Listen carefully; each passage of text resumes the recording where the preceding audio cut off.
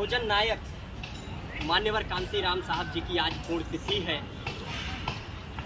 और डॉक्टर अंबेडकर के मिशन को सही मायने में कोई आगे बढ़ाया तो उसका श्रेय बहुजन नायक मान्यवर कांसीराम साहब को जाता है। उनकी पुण्यतिथि पर आज मैं उनको विनम्र श्रद्धांजलि अर्पित करते हुए नमन करता हूं। कल इससे पहले लोकनायक जयप्रकाश नारायण जी की पुण्यतिथि थी और कल 10 अक्टूबर को देश के भूतपूर्व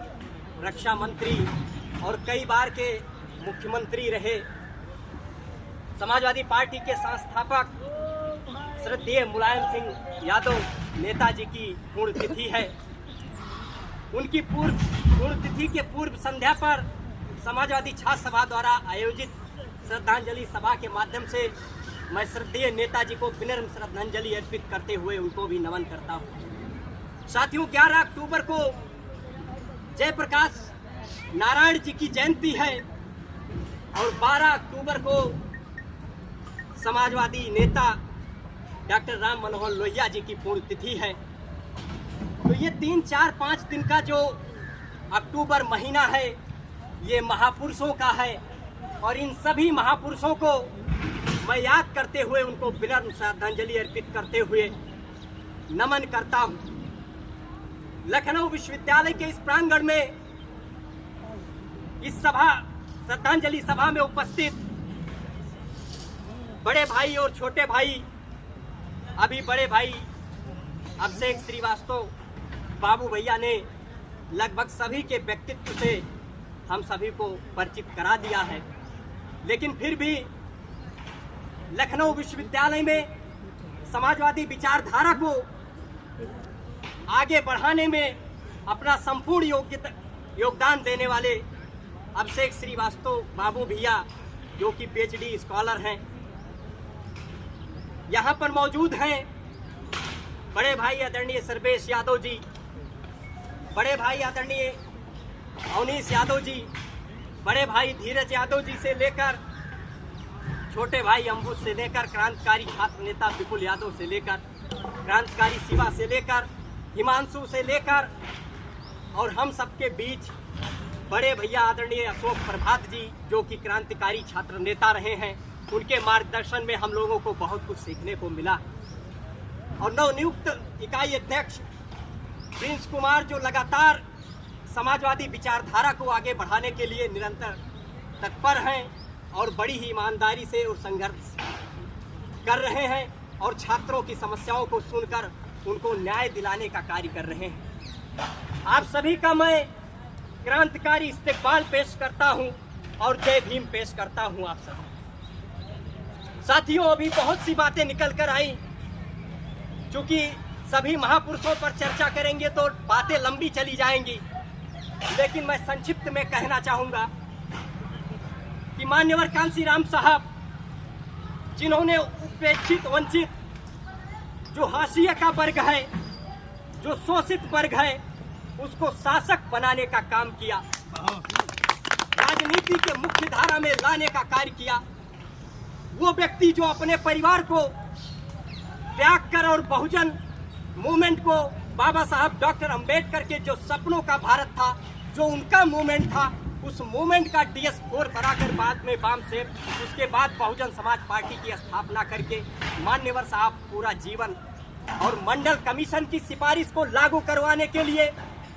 विश्वनाथ प्रताप सिंह को कह सकते हैं एक तरीके से लागू करने के लिए, मनवाने के लिए मान्यवर कांसीराम साहब जी ने लगातार संघर्ष किया। क्योंकि मान्यवर कांसीराम साहब के ऊपर एक परसेप्शन बना दिया जाता है कि वो केवल एक दलित वर्ग के केवल नेता थे, लेकिन जो सामाजिक और शैक्षिक रूप से पिछड़ा हुआ वर्ग है, पिछड़े वर्ग को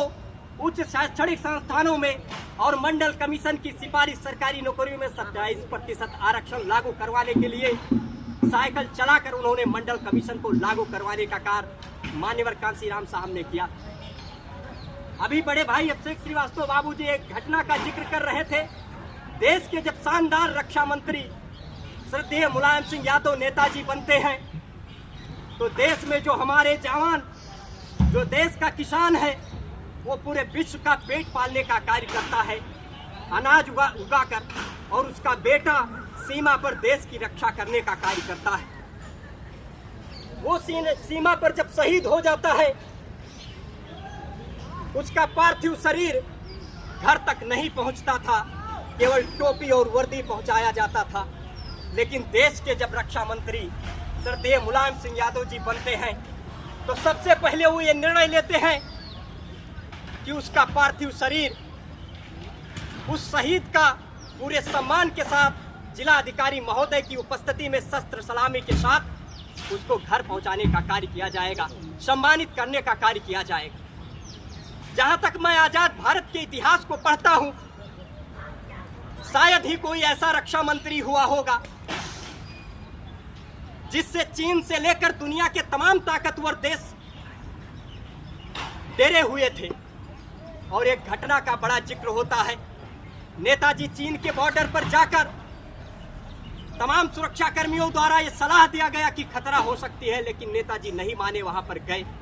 और रक्षा मंत्री बनने के बाद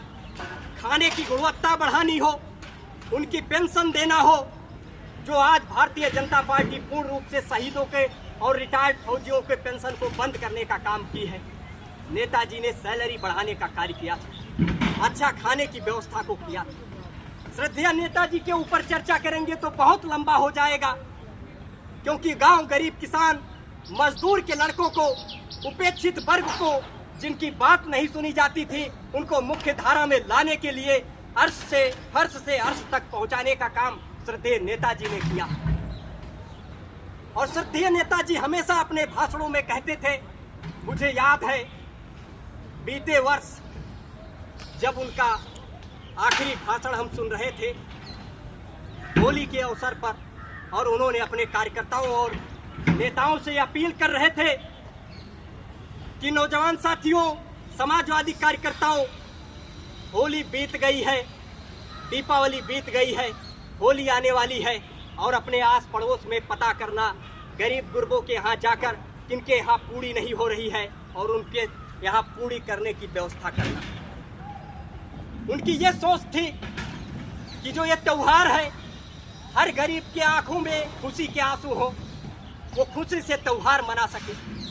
श्रद्धेय नेताजी का ये मानना था, वो कहते थे किसी भी वर्ग का व्यक्ति हो, चाहे अगड़ा हो, पिछड़ा हो, दलित हो, उसके साथ यदि अन्याय हो रहा है तो उस अन्याय के खिलाफ लड़ने का काम करना यही समाजवादियों का कर्तव्य है। और जीवन भर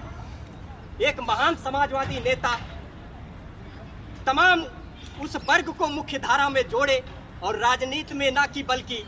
विभिन्न क्षेत्रों में उनकी भागीदारी और प्रतिनिधित्व सुनिश्चित करने का कार्य किया। ऐसे महान समाजवादी नेता श्रद्धेय नेताजी को हम लोग याद कर रहे हैं, जो कि छात्र संघ की कोख से निकलकर भारतीय राजनीति में एक अहम स्थान बनाने वाले श्रद्धेय नेताजी हम सभी के प्रेरणा स्रोत हैं और आदर्श। डॉक्टर राम मनोहर लोहिया जो लोकतांत्रिक समाजवाद की बात करते हैं, उस समाजवाद की परंपरा को, उस विरासत को बढ़ा रहे श्रद्धेय आदरणीय अखिलेश यादव जी, जो लगातार पीडीए समाज को हक और न्याय दिलाने का कार्य कर रहे हैं। समाजवादी पार्टी उस विचारधारा को बढ़ाने का कार्य कर रही है। उस दौर में जब सांप्रदायिकता अपनी चरम पर हो,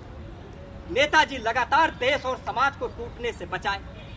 सांप्रदायिकता के आगे उन्होंने धर्मनिरपेक्षता को प्राथमिकता दिया और मुख्यमंत्री रहते हुए, रक्षा मंत्री रहते हुए देश और समाज को बचाने के लिए जो भी निर्णय लेना पड़ा वो लिए। ऐसे महानायक को, महापुरुष को हम लोग याद कर रहे हैं और श्रद्धांजलि दे रहे हैं।